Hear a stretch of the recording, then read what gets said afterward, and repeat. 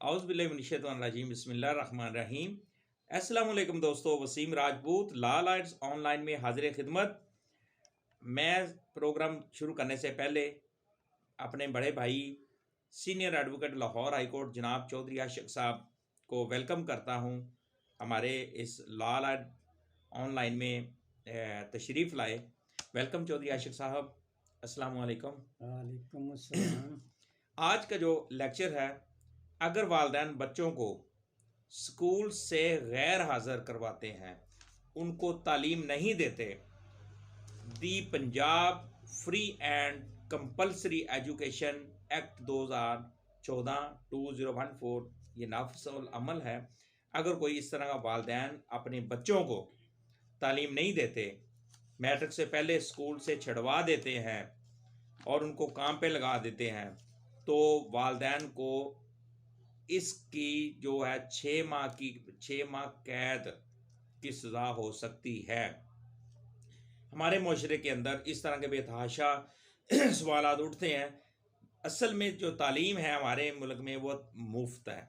अब प्राइवेट जो स्कूल हैं वो इतने बन चुके हैं, एक गरीब जो तबका है वो अपने बच्चों को तालीम देने से कसर है, लेकिन गवर्नमेंट स्कूल में वो दाखिल करवा सकते हैं। एक कानून बन चुका है, इसमें चौधरी आशिक साहब मेरे भाई हैं। चौधरी साहब, ये जो गवर्नमेंट ने ये जो कानून बनाया है, the Punjab free and compulsory education act 2014, कि अगर वालिदैन अपने बच्चों को मैट्रिक से पहले स्कूल से छुड़वा देते हैं, उनको कोई काम पे लगा देते हैं और उनको तालीम नहीं दिलवाते, तो इसकी 6 माह सज़ा है। तो इस बारे में जनाब थोड़ा सा दोस्तों को बताइएगा।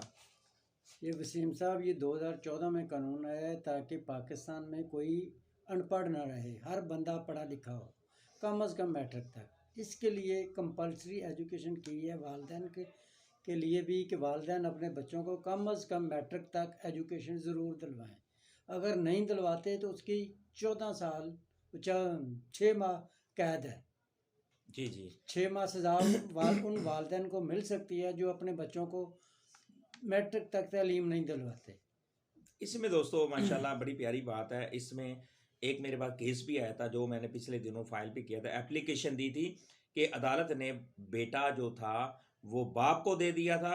बाद में क्या होता है कि बाप कुछ हालातों वाक़यात की वजह से उस बच्चे को 13 साल उसकी एज की गालबन 8th क्लास में था, उसको स्कूल से छुड़वा दिया और मोटरसाइकिल मैकेनिक बनाने के लिए उसको किसी मोटरसाइकिल वहाँ पर मुलाजिम भर्ती करवा दिया।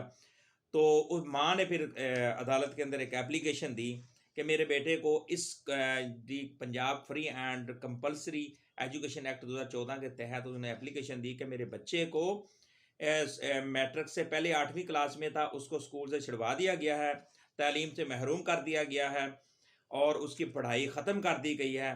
तो लिहाजा वो बच्चा, मैं बच्चे को पढ़ा सकती हूँ, मैं इस काबिल हूँ कि मैं उसका बोझ उठा सकती हूँ।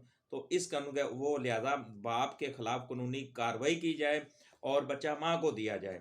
और हमारे मुल्क में बहुत ज़्यादा शरह जो है अनपढ़ लोगों की बहुत ज़्यादा है, क्योंकि वो तालीम नहीं देते। वो कहते नहीं जी इसको मैकेनिक बना दो, इसको कोई बिजनेसमैन बना दें, या इसको इस तरह के सिखा के वो कहते चलें ये रोज़ी रोटी कमानी है। तालीम इंतहाई ज़रूरी है। तालीम इंसान को इंसान बनाती है। आदमी जब भी तालीम याफ्ता होगा, उसको अपने रहने सहने का, इस माशरे में रहने सहने का एक ढंग उसको तालीम सिखाती है। क्योंकि एक बंदा अनपढ़ होगा, तालीम याफ्ता नहीं होगा, ये हमारा माशरा इतना बड़ा ज़ालिम है कि इस तरह के मासूम लोगों को जो अनपढ़ होते हैं उनको खा जाता है। तो अगर कोई बिज़नेस भी आप करते हैं तो तालीम अगर आपके पास होगी तो आप बिज़नेस कर सकेंगे ना। तो तालीम आपके पास है ही नहीं। लेकिन हमारे मुल्क में माशाल्लाह गवर्नमेंट ने बहुत अच्छा स्टेप लिया, जिसमें तालीम को फ्री कर दिया। मैट्रिक तक तालीम जो है वो कंपल्सरी होगी, लाजम करार दे दी गई है।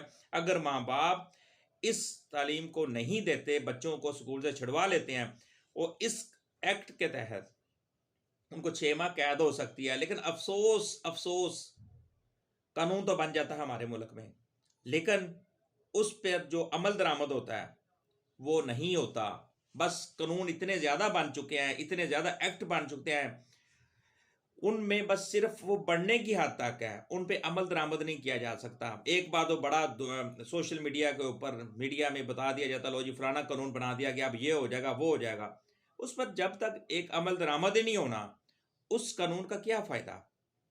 तो इस तरह बेतहाशा जिस तरीके से वरासत का कानून है, बहनों को जब भाई हिस्सा नहीं देते तो वो मुहतसब आला के पास जाकर केस कर सकते हैं कि हमें हमारे भाइयों ने हिस्सा नहीं दिया।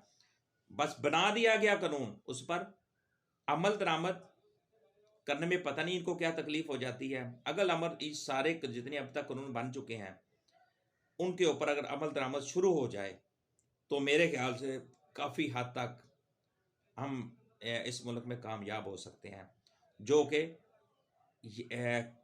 इस चीज़ के बारे में हमारी गवर्नमेंट को एक्शन लेना चाहिए, ज़रूरी है। अगर वो एक्शन नहीं लेते तो फिर ये जितने मर्जी कानून बना लें उनका फ़ायदा कोई नहीं। मुझे अपनी दुआ में याद रखिएगा। जहाँ रहें सलामत रहें। अस्सलाम वालेकुम।